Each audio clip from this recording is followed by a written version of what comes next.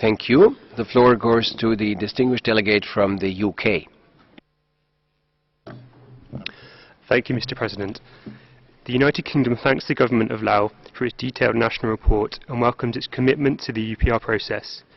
We recognise progress made since the last review, most notably ratification of the Convention Against Torture and improved international access to Hmong refugees following the 2010 UPR.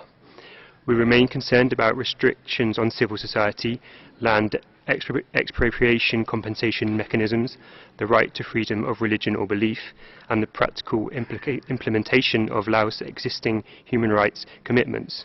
Recent actions to control access to the internet risk undermining Laos' commitment to freedom of expression and the right to participate in public and political life. The UK recommends that Laos establish a thorough, transparent and impartial investigation into Sombath Somphone's disappearance, as recommended by UN Special Rapporteurs. 2. That Laos ensures the right to freedom of expression and its other human rights international commitments are upheld in any move to adopt a cyber law. I thank you. Thank you. I'd like to call upon the distinguished delegate from the USA. Thank you, Mr. President. The United States warmly welcomes the Lao delegation to the UPR Working Group.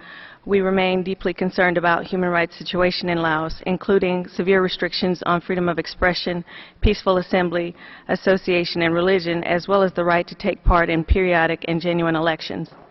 We are concerned that the amended Prime Minister's decree on civil society organizations will further limit civil society space in Laos, particularly since the disappearance of Sombath Somphone in December 2012.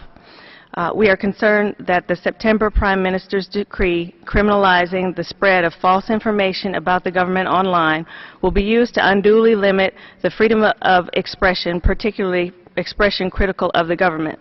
We are concerned by reports that during the past year, Christians have been banished from their villages and arrested because of disagreements with local authorities over the practice of their religion or the proper registration of their places of worship. The government should further train local officials on the rights of all individuals in Laos to freely manifest their religion or belief in worship and practice in accordance with the country's international obligations and commitments. With these concerns in mind, we recommend that Laos, number one, reconsider decrees and guidelines that are overly burdensome on domestic and international civil society organizations through lengthy and opaque registration requirements, taxation, and other means. Number two, promote the development of free and open internet by amending the Prime Minister's decree, which appears to unduly limit the right to freedom of expression online. And number three, amend the Prime Minister's decree on religious practice, Decree 92, to ease the process for religious groups to register their places of worship and allow new religious groups to obtain official recognition. Thank you, Mr. President.